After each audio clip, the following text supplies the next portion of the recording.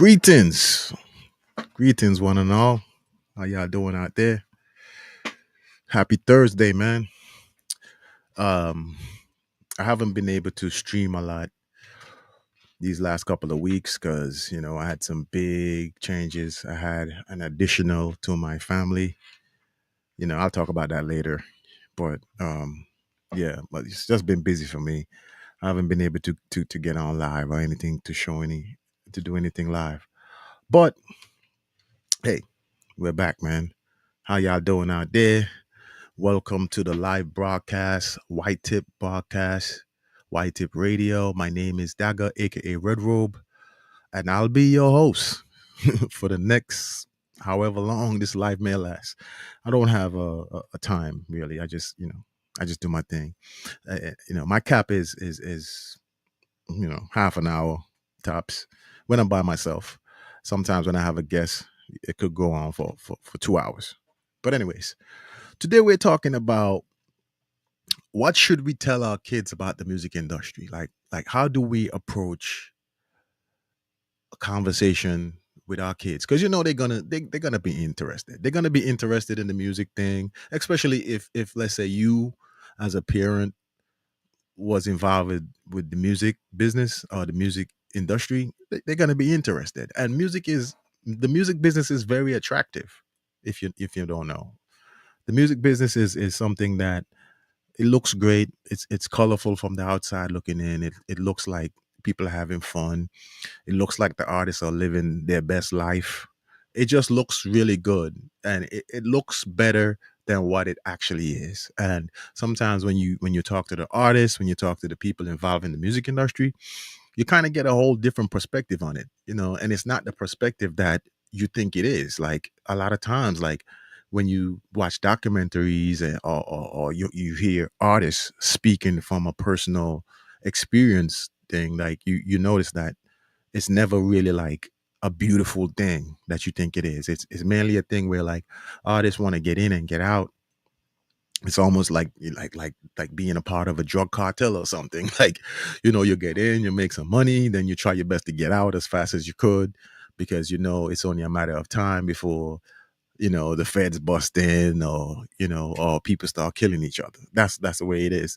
Because like if you look at the way that artists are getting paid these days, it's mainly, let's talk about like the from like getting income from their records. It's mainly through streaming. That's the model that's everybody's kind of heading towards right now. Record labels and everybody. That's the model that they're trying to push. Streaming. You know, you get the music through Apple Music, Spotify, and Tidal, and a bunch of others that don't ever get talked about. But yeah, that's the way they've been getting their money. And it's obviously not a lot of money, because I don't know if you saw that video of Snoop Dogg when he was like, I got 1 billion streams and I only got like 40 something thousand dollars. So it's not like they're not making a lot of money there. Now that might have been a split. I don't know. That might have been a split for Snoop. He might have had to split that money with a bunch of other people, and his cut was 40 something thousand. He might have made 100,000 and then had to split it up. But still, it's not a lot, because he can go out and do something in one night and make that type of money. So it's not a lot of money. And I recently saw an interview with Dog Child, Rodney Jerkins, and he was talking about how residual income from radio still trumps streaming. Like streaming is like, it's like night and day. Like you just don't make a lot of money from streaming, but you still can make a good amount of money from radio plays and all that stuff. So radio plays still plays a big role in an artist's income. It has always played a big role. It's just that streaming became so popular because they were the way they presented it to us, as if like it was going to work, it was good for the artist, but it was really good for the consumer. It wasn't really good for the artist. The artists have never really done very well from streaming, but the consumer, the people that listen to music, it's a great thing. You pay $10 subscription and you're able to access everybody's music. And hey, if I'm a listener, that sounds like a good deal to me. So streaming has always been something that worked for the listener, not so much the artist. So artists has been struggling with the streaming thing for a while. Like we're just not seeing any money from it. And it's great that Rodney Jerkins was able to be on the radio recently and kind of like explain to Charlemagne and explain to people who was listening that hey, we still make a good living from radio. Like that's where the money's at. And the money is not into streaming. You know what I mean? So, you know, yeah, at what point do we tell our kids, say, hey, man, the music business sucks. It just doesn't work for anybody. You know what I mean? So I think that that's where we're at right now with it. Uh, I recently saw another issue online with Timbaland. Now, Timbaland is obviously a legend. He has produced some of the greatest music in my lifetime and some of the greatest artists in my lifetime. But lately, he ran into some problems with uh, AI because that's where we're headed. We're headed towards AI with the production. We're headed towards AI with the artists. Now, he ran into some problems because he introduced that he was gonna be working with some people to produce an AI artist, and a lot of artists felt betrayed because people are out here fighting for their life, fighting to be noticed, fighting to be some kind of like artist in this game, and to see one of the greatest producers of all time deciding that it's better if he just produce an AI artist because AI artists don't talk back, AI artists don't have their own state of mind. That might work better for him. And I guess that's where he was going at with it. But a lot of people didn't feel good about it. A lot of people didn't feel like that's where he should be going. With all the artists out there that's trying to make it, that wish they had that type of opportunity. Why would you do that? Now, I'm not the person to judge Timbaland. Of course, AI is a tool that we all might need to learn how to use it. We might need to get with it because believe it or not, AI is here. AI is here and it's only going to get bigger. It's the new wave. It's the new thing. It's like when the internet first came around and people who wasn't using the internet was like, what is this new thing? We don't like it. I don't think it's going to stay. Hey, AI is here and it's going to stay. But it's just about how we're going to use the tool, how we're not going to let the tool use us. Now, one of the things that stood out in this issue with Timbaland was the fact that he was working with an AI company that I think that is a beat company. I don't remember. It's called Sono or something like that, and they were like studying the AI was studying people's beat and creating from people's beat, and it turns out that the AI picked up somebody else beat, a dude. Actually, the dude is a really good producer who's I think his name is K Fresh, and he does like he puts out his beats online, like clips of them online, and the beats are always dope. It's like the drums are always like banging. He's like one of the great online producers, I would say. And Timbaland was advertising his new partnership with an AI company, and he decides to kind of like showcase what the AI could do, and the AI was remixing one of that guy's beat, and it turned out to be a whole thing. And one of the online YouTubers pointed it out, say, "Hey, man, Tim, what the hell's going on here? Like, why are you taking this other dude's beat and remixing it with this AI?"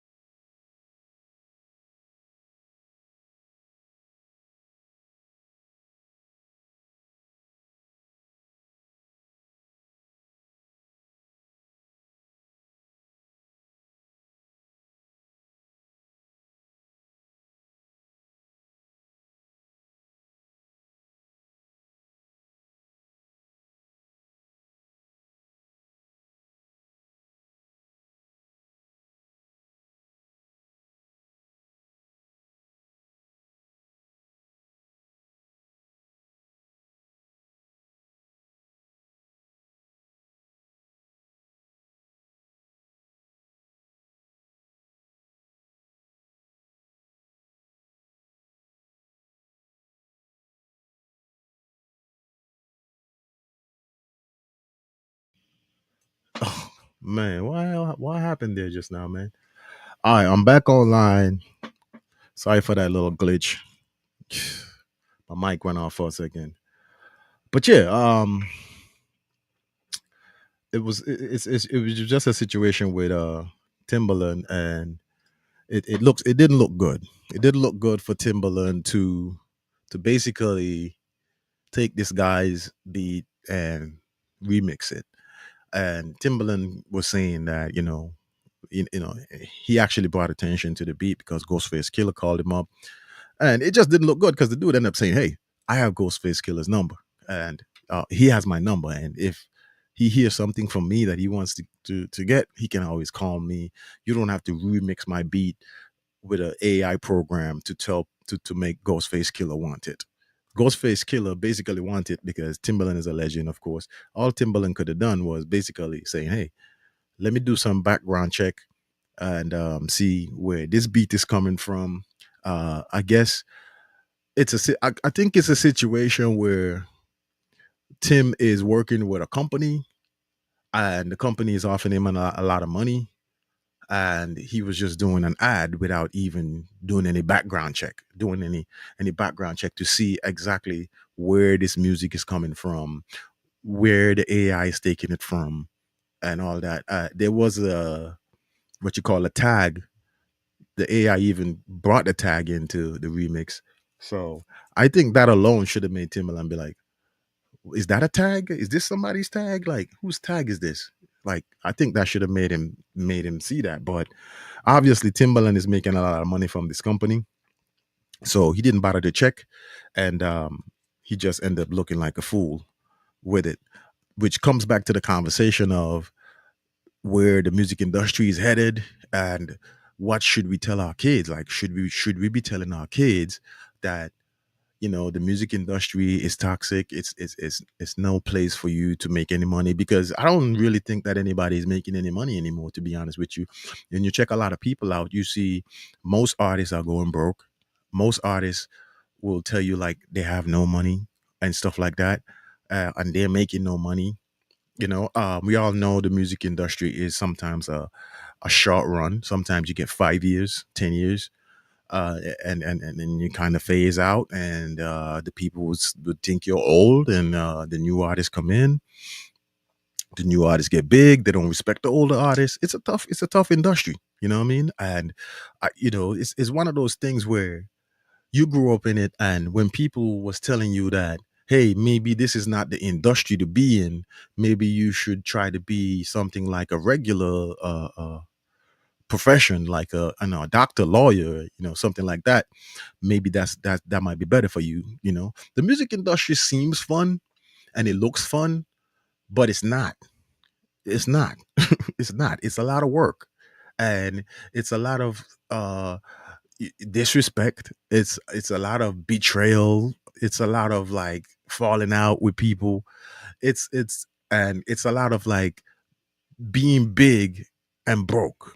A lot of times you're big and broke in the music industry, and that's something that I could never ever rock with. And it's something that it makes me feel like I gotta encourage my son or my kids, if they ever want to get involved in it, to take their time with it, to like look at it from a perspective of, let me do my research and let me make sure that it's not something I want to get into based on just by looking at how somebody look popular and big. Like, let me look at like profits, let me look at numbers and stuff like that. And it's basically no profit in the music business anymore. You know what I'm saying? Like, people are trying to stream your music now. They're not paying for it. It's all for free. How do you even make money anymore? You know what I mean? And I talk about this all the time. You know what I'm saying? I talk about this situation all the time. But there has to be a time when we're telling the young people, because the young people are gonna get into it. And we see them coming more and more and more and more coming in. The labels nowadays are focused on the always focus on how they gonna make their money. And they don't sell physical products anymore. They don't sell any physical products. That's how they really made money. But now they're looking at how can we make money. That's why they took a stake in the streaming instead of just like waiting for music to be streamed to get paid. They were like, no, we got to get paid off the whole infrastructure. You know what I'm saying? We got to get paid off the infrastructure. We just can't wait for artists to get streamed because we know they're not going to make a lot of money from this. So we got to get paid off the infrastructure. So they took a stake in in the whole business. Like when the business makes $1 billion, they get a cut. You know what I'm saying? They're not waiting for your music to be streamed to get no cut. So we have to think about the next generation. Like, how do we tell them that it's not going to work? How do we tell them that they're not going to make any money? How do we tell them that it's a waste of time? It's a waste of, don't waste 20 years doing it. Because the thing is, like, a kid could just be a plumber. A kid could just be a plumber for 20 years and have a great life, make a lot of money, able to support his family, save money, have money for his health insurance, like all that stuff. Versus a kid who goes in the music industry, seem to be big, seem to be popular, seem to be doing big things, and then in 10 years' time, they're telling you they're broke, they don't have no friends, they're on drugs. Like it's just kind of becoming a toxic place to be for any young person. So I think that we have to really start considering telling the young people that the music industry is not a place to be. You know what I'm saying? Now I'm not disrespecting anybody's art because I am an artist myself. Like, I've been in this thing for long enough. That's why I could speak on it. That's why I could say, hey, I just don't think it's a safe place for you. You know what I'm saying? Like, I just feel like I earned the right to say that. I earned the right to say, hey, kid, the music industry is not a safe place for you to be. It's like, if you look at a percentage thing and you said, out of 10, how much you think that I'm gonna be successful in the music business, make money, have a great career? Out of 10, I gotta say two. 2 out of 10, 20%. Now, if you do that, if you do the metrics on that, if you're gonna get 2 out of 10 based on those numbers, why would you want to go there? You're only gonna get 20%. It's not gonna work for you. You know what I'm saying? Not everybody experiencing the same. You know, some people are gonna come and some people are gonna be successful. Some people are gonna go into it and they're gonna have some sort of success somewhere along the line. But it's all about in the long run. In the long run, is it gonna work out? Are they gonna have money? Are they gonna be insured? Are they gonna have a safety net? Like, those things gotta be into consideration. Now, I'm not gonna encourage a kid to go into something knowing that he's gonna fail. You know what I mean? When we used to do music, we used to always do music for the love of it. We never cared about the money. We never cared that we was not gonna be that successful. That used to be the mentality back in the day, back in the 80s and 90s and stuff. We always thought like, yo, we don't need to make a lot of money. We don't need to be successful. We don't need to be the biggest artist in the world. No, we didn't think like that. You know what I'm saying?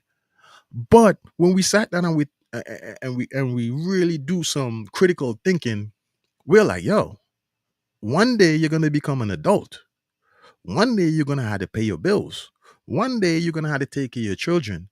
One day you're gonna have to have some kind of insurance for your life and stuff. And one day you're gonna be old. You're not gonna be that influential anymore.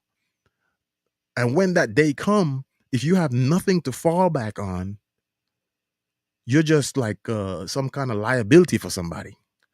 You don't have any money to take care of yourself. You don't have any money to pay your bills. You don't have any money at all. And that's not going to work. So I personally would not encourage any kid to go into something that they're going to fail. Now, not saying that music, doing music, being involved in music should not be a thing. Now, learning to play an instrument, learning music theory, learning to love music for what it is, learning to have music as a maybe a talent or maybe some kind of like hobby that you like to do. There's nothing wrong with that. There's nothing wrong with that. That's fine. But when you decide that this is your calling, when you decide that this is the thing that I'm going to do with my life, you have to make sure that that thing is going to pay you money to take care of yourself, take care of your family, have a future. And right now, I'm not seeing that. I'm not seeing that happening. And sometimes you feel like you feel like you're either getting old or something. You're like that old man screaming at the clouds, saying, this thing does not is not going to work out. No, that's not the case, really. It's facts. You're just looking at the numbers. You're looking at the trajectory of things right now. You're looking at that how the way artists are just coming and going these days. Like, what I'm saying? You're looking at the way they're structuring the music business right now. You look at AI right now. You look at, the way they want to let AI make your beats right now. Like, you look at all these things and you say, pretty soon, pretty soon, they won't need you. They won't need any human beings in the music industry. They're just gonna make it themselves, and that's how they're gonna make their money. That's how they're gonna run the business. So, with that, we gotta either teach our kids how to use these new tools, or the kids will learn how to use these new tools and make money, or we have to approach the music business different. We have to. It's critical. We have to approach the music business different. You know what I'm saying? We have to, because look at what's happening. And if you look at the way artists are coming out these days, like artists are coming out right now and they're structuring their songs to go on TikTok, create dance challenges and all that stuff. If your song is not like on TikTok, you're just not getting any push. And the way how it works is those artists are just making them songs short, because they're like, well, nobody's listening to a 3-minute song, so I'm just gonna make my song a minute and a half, because it's just gonna be on a TikTok challenge, and that's gonna be it. That's not the way how we was listening to no music. That's not the way how we want to listen to music. I don't know about nobody, but I don't want to listen to any short TikTok songs. Not me. I want to like be able to play that music all the time. I want to be able to just like, if I like the song, I put that on repeat and let it. And if I'm just gonna listen to a verse because it's on TikTok, I don't know how that's gonna work for me, you know. But I'm me. I don't know about you. You might be the type of person might be like, I like this type of structure. I like the fact that the song is only a minute and a half long and it's on a TikTok dance challenge and that's it. You might like that. And I understand. Like you might be young and you're just seeing it run that way. That's what's being offered to you nowadays. So you're like, oh cool. That's the way our music is now, you know? But for me, for people that grew up seeing the glory days, seeing in the golden era of music, seeing how music used to change people's lives, seeing how music was the soundtrack to some people's lives, like seeing how music used to be that thing where like a song would just like cheer you up, and like a song would be the thing that's change your mood. And like seeing that there used to be soul in the music, somebody would write a song from a personal perspective, from a personal experience, and it was like, wow, you related and stuff, you know. If you come from that time, the music of today would make you sick, and that's just facts. That's just facts. Everybody, a high percentage of people is thinking the same way. A high percentage of people feel like that. So I'm not just here running my mouth because I can. That's what I'm seeing out there. That's what I'm hearing out there. And at some point, we're gonna have to really, really, really sit down with our young next generation and try to really coach them on moving into the new era. All right. All right, man. That's my broadcast for the day, man. You know what I'm saying? I hope that you do have a great weekend this weekend. And I hope everything everything works out, and everything be good for you.